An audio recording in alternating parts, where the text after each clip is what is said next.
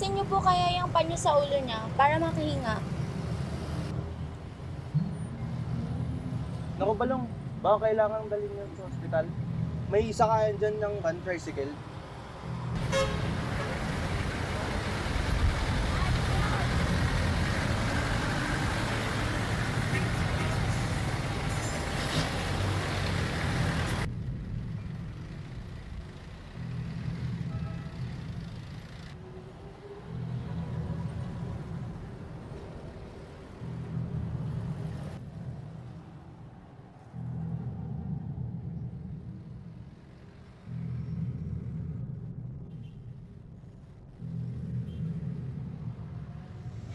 I love you, Ara.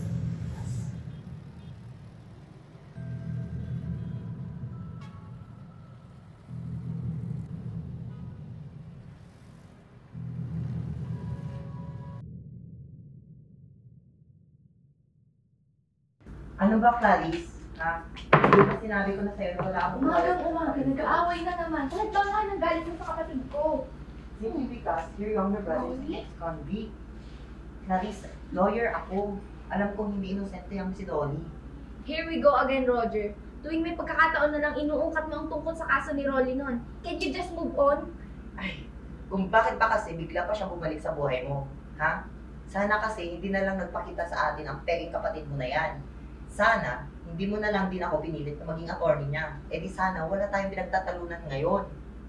My brother's case is closed. He won that freaking case because of your help. So bakit pinabalik mo pa, Roger? Clarice, that's the point. Dinefend ko siya knowing the fact na guilty siya. Hindi kaya ng konsensya ko, Clarice.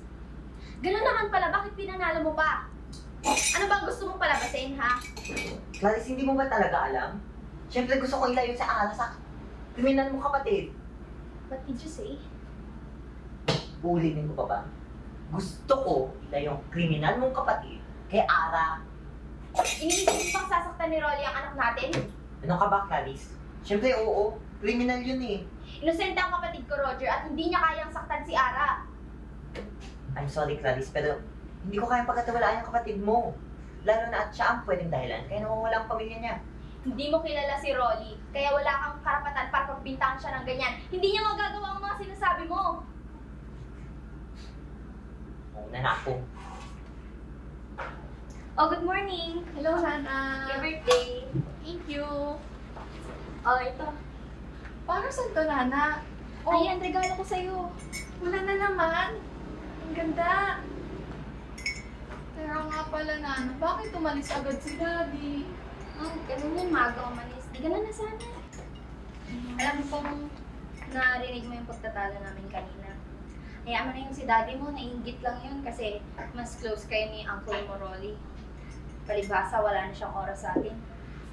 Kaya nga, Nana eh.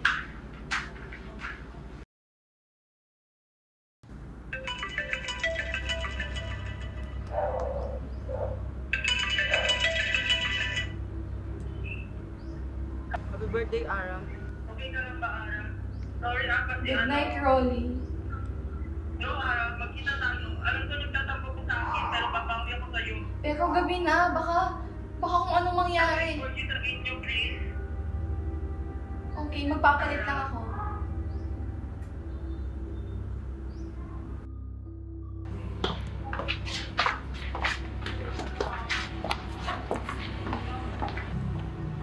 Ara!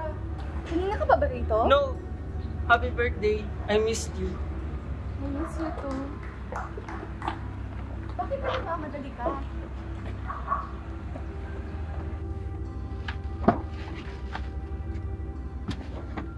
Saan nga pala tayo pupunta? Gabi na kasi tapos hindi pa ako nagpapaalam kay Nana. Baka magalit yun. I want you to know me better, Ara. Ha? Pupunta ka namin sa probinsya ng nana mo. Kila Nana? Yes. O sige, tara. Nakwekwento niya rin sa akin yun eh.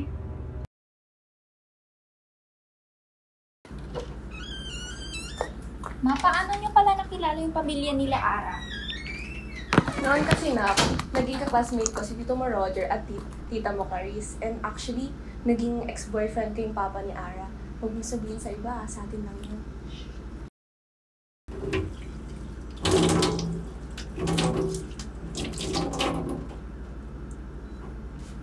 mauna na ako matulog.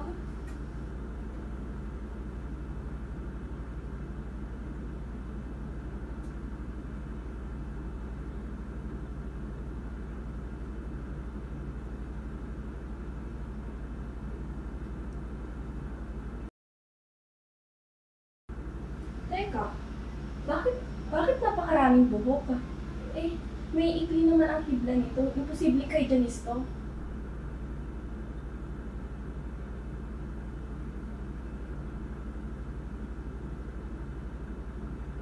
Janice, sa'yo bang mga buhok na ito? Janice! Okay, fine. Mukhang antok ka pa. Patulog ka muna. Oh, bakit pa tayong ilaw? Di ba, Janice, hindi ka makatulog kung walang ilaw? O ba't parang tulog na tulog ka? Hindi ba kasama lang kita kanina sa kusina?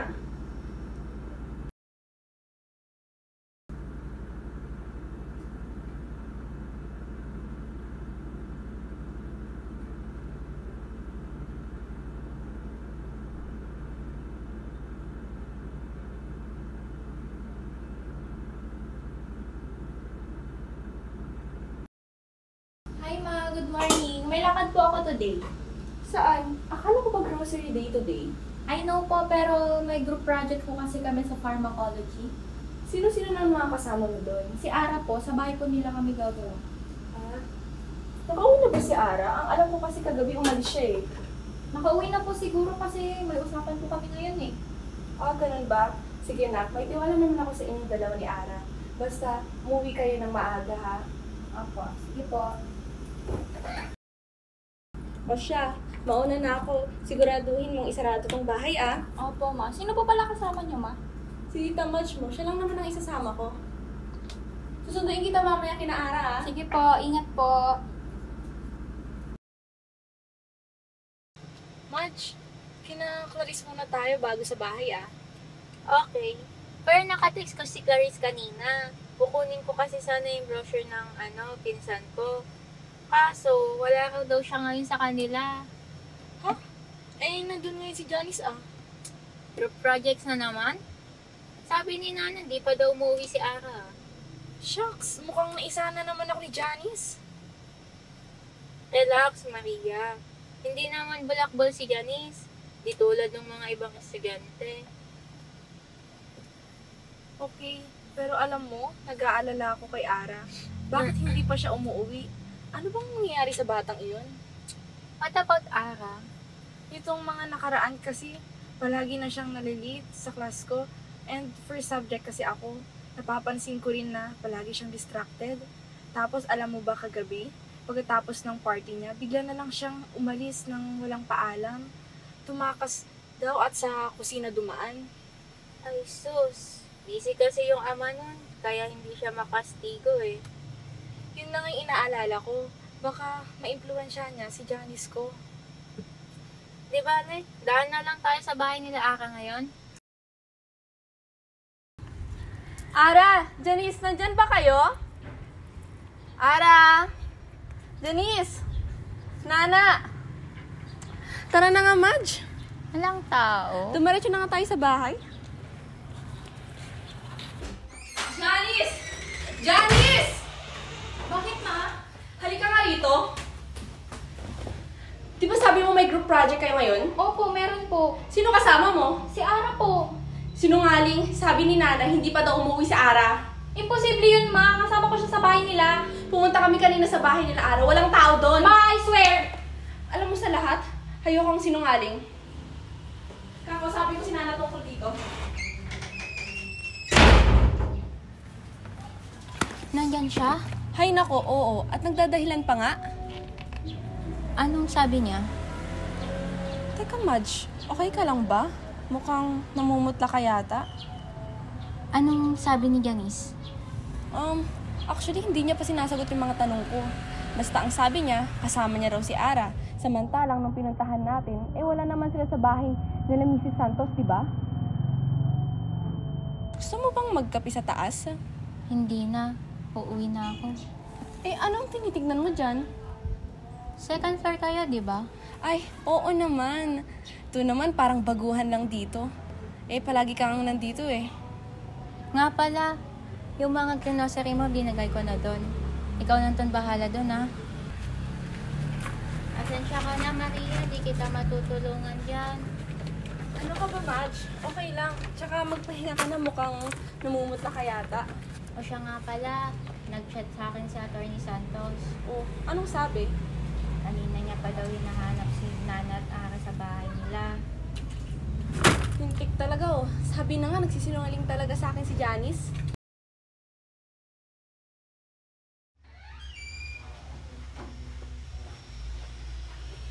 Nak, pagbihis ka na at magsisimba tayo.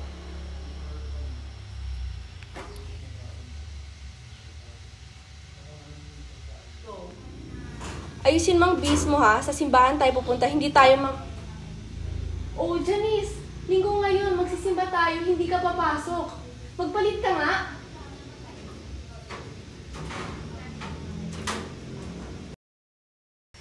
Janice, tara na!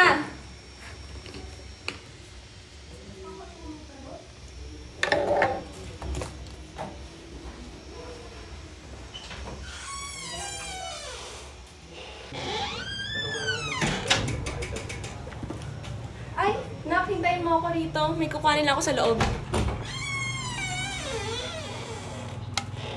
Oh, ba't dito si Janice?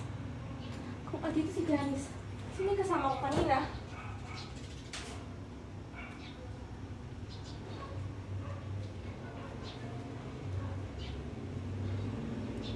Janice? Janice?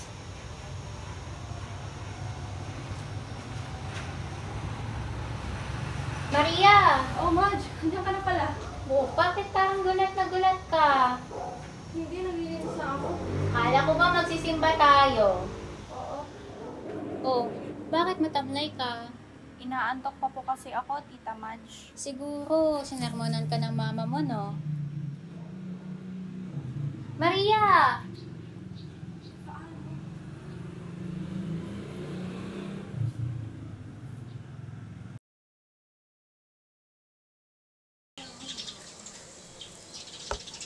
May problema ka ba?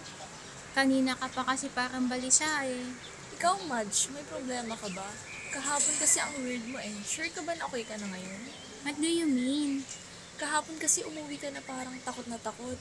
And the last time I saw you like that, when you saw Nana and Ara for the first time in years. Ah, wala yun. Ganun kasi talaga ako minsan. Weird. Speaking of Ara, bakit parang iniiwasan mo yung batang yun? Hindi naman sa iniiwasan ko siya. Pero, ang hirap ipaliwanag. Pati si Nana, parang iniiwasan mo rin siya. Look, Madge, kung gaano kabait si Nana noon, ganun din kabait si Ara. Medyo may pagkasutil nga lang siya. Wala. Namimili lang talaga ako ng batang pakikisamahan ko. So, pinapakita mo na ayaw mo si Ara? Why are you interrogating me? At saka bakit na binalik mo sa akin yung tanong na yan? Napansin ko ang palihim mong pagsulyap sa anak mo kanina pa. Iniwasan mo ba siya? Alam kong masaktan ko si Janice, pero may iba pang dahilan.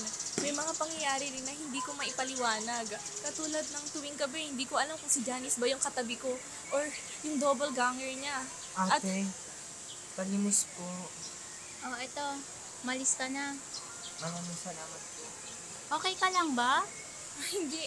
Natakot. Okay lang ako. Natakot lang ako sa Sabi ko naman sa'yo eh. Kanina ka pa wala sa sarili mo. Balisa ka talaga.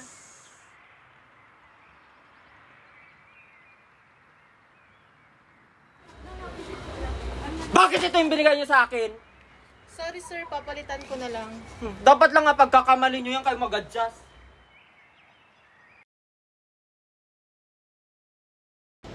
So, good morning, class.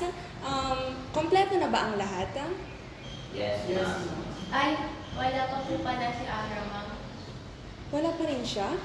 Wala po. Lumibay sa klase. Ganun ba? So, class, next week magkakaroon kayo ng quiz. So, you need to prepare. So, class, you may now dismiss. Thank you, ma'am. Bye, ma'am. Janice, pwede bang makasabay kita kumain mamaya? Hi, Ma. Kain na tayo, Ma? Janice, may itatanong ako sa'yo. Ano po yun? Sigurado ka ba na nakasama mo si Ara ng Sabado? So, naniniwala ka na po sa akin, Ma? Oo naman, Nak. I believe in you. Basta totoo lahat ng mga sinasabi mo.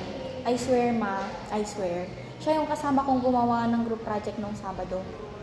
Okay, anak. Naniniwala ako sa'yo. Pero, wala ka bang napansin na kakaiba kay Ara? Actually, nung Sabado, tahimik po siya kasi nagtatampo yata siya sa daddy niya kasi hindi ito naka-attend ng birthday party niya, di ba? Ganun ba? Sige na, mauna ka na siguro kumain at susunod na lang ako sa'yo. Gagawin kasi ako ng mga recipe. Sige po, Ma.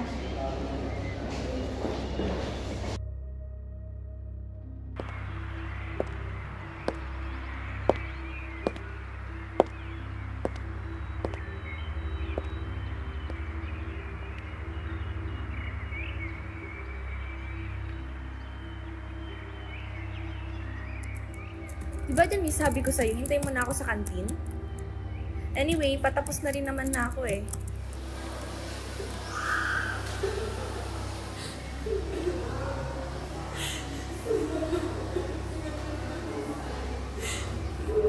Ara? Ikaw ba yan, Ara? Ano nangyari sa'yo, Ara? Okay ka lang? Ara? Ara, okay ka lang?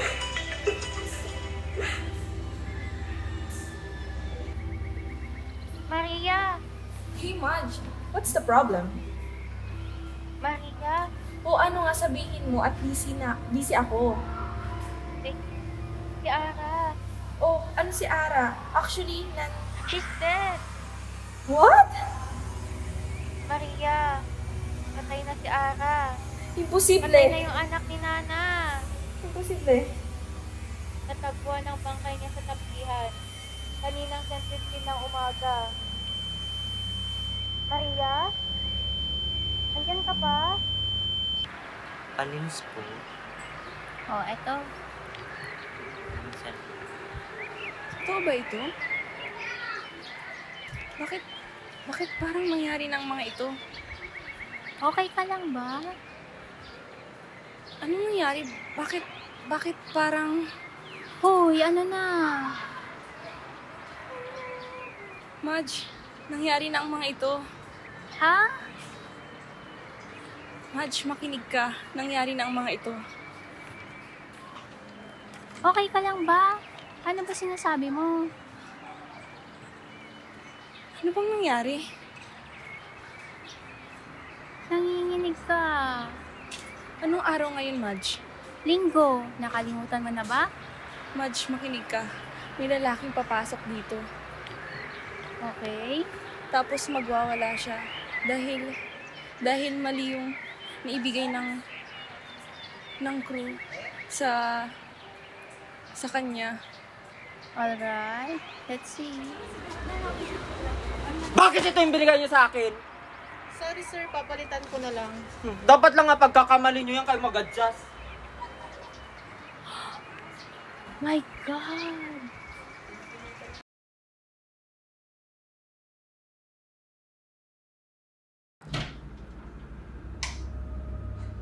Kain ka muna, Ara.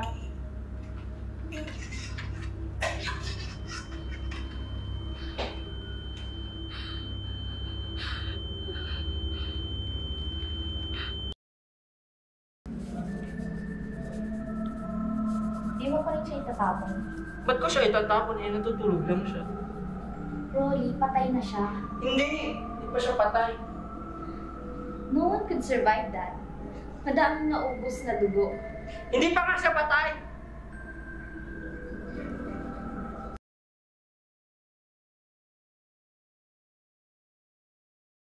Di ba sabi mo dito tumira yung batang kapatid ng asawa mo? Oo. Si Rolly. Pagkatapos ng college, bumalik siya dito. Kasi napangasawa niya, yung anak ng caretaker. At nasan na tong si Lori at yung anak niya? Missing with their child. Pagkakaalam ko, di pa natakbuan ng katawan. Ayon ang prime sister is yung asawa, si Rolly. Pero na-dismiss yung kaso since wala pang enough na evidence. Di ba naging defense attorney ka ni Rolly? Napansin mo bang kaliwete siya? Kanan.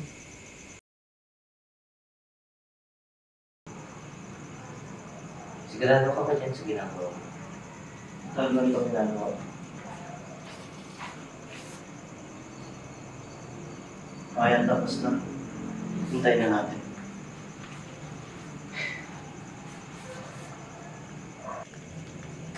Pagkulang sa iyo.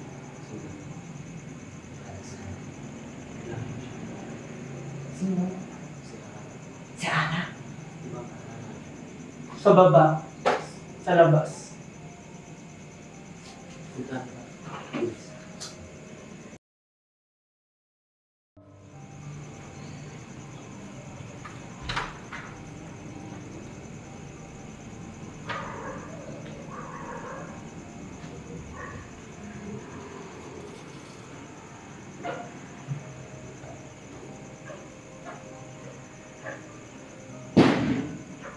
Kapineng! Kapineng!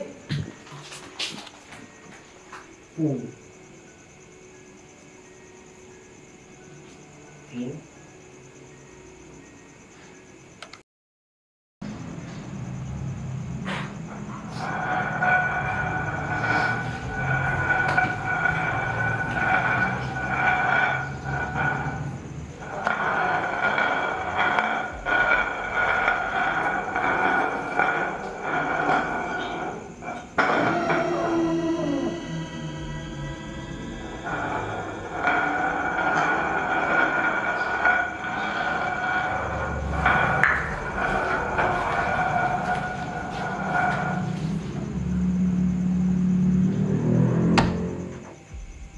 Roger.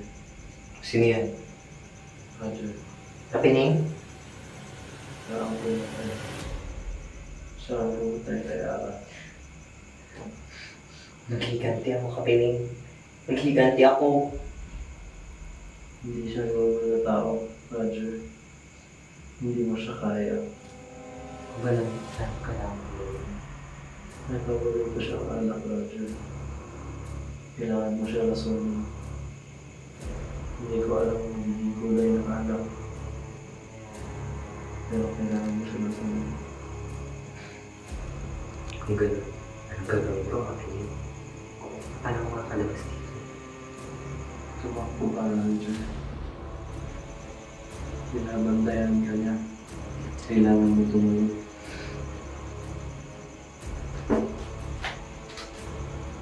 Wala na bang flashlight? Flashlight. Kapineng? Ato!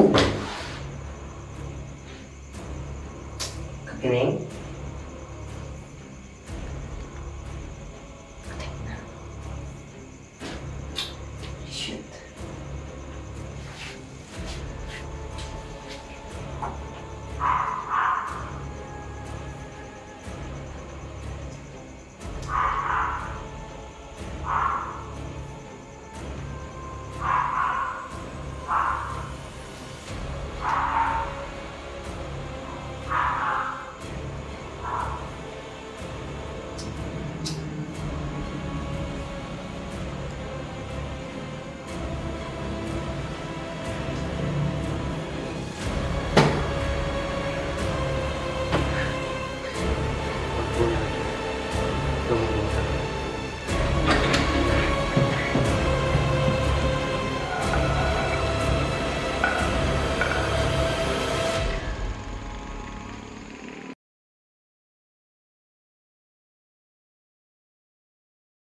Uy, Nana!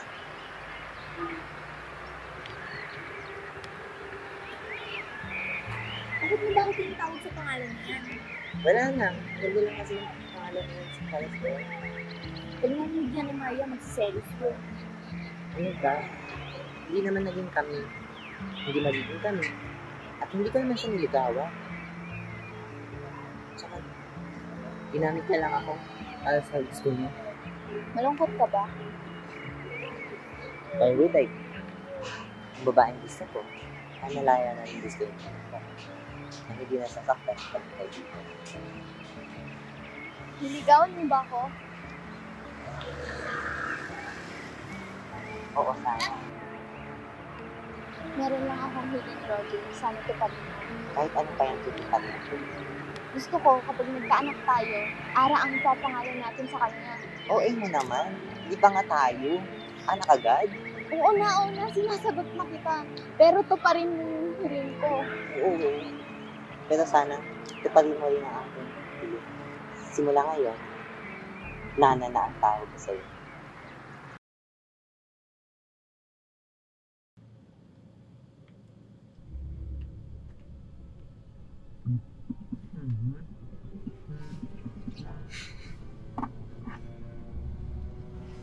Hello, Clarice. Pinatay ko na silang lahat. Ikaw ang ihuhuli ko. Clarice? Anong sinasabi mo? Clarice?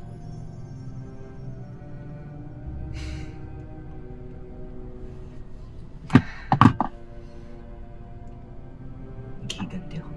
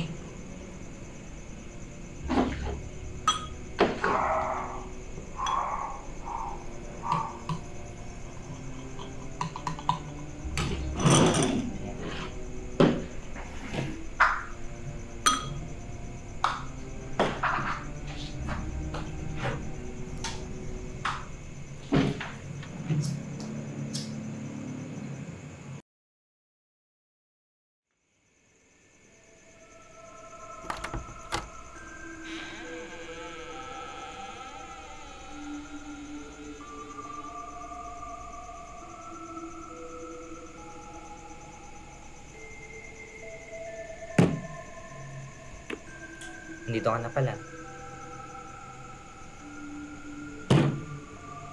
Nana, minahal mo ba talaga kami? Kami ni Ara? Siyempre, minahal ko kayo. Kung minahal mo kami, paano mo yung nagawa? Kay Ara. Shut up, Roger! Handa na akong magbagong buhay. Pero anong ginawa mo? Naghanap ka ng iba! Akala mo hindi ko alam. Alam kong anak mo si Janice. Paano mo nalaman? Lumapit sa akin si Maria noon. Humihingi siya ng tawad. Pinatawad ko na siya. Pero sinabi kong huwag niyang sabihin sa'yo. Pinansyal kong tinulungan si Janice. Pero Roger, ang sakit. Minahal kita. Now, I did my revenge. You betrayed me. Papatayin ko lahat ng nagmamahal kay Ara.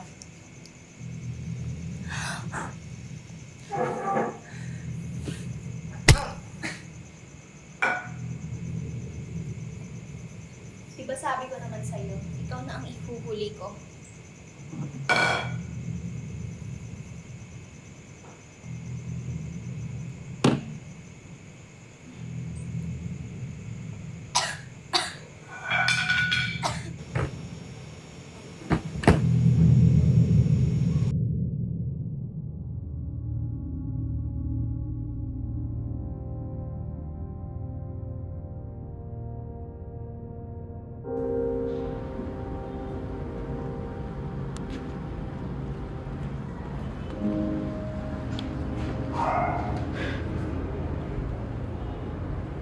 Ara?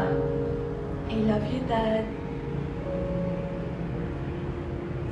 Ara, wait! Hindi mo ba ako isasama? Hindi po. Mabubuhay ka, Dad. Pero, para saan pa? Magkakaroon ka ng rason para mabuhay. Magmamahal ka, Dad. Ara, hindi kita kakalimutan. Ako rin po.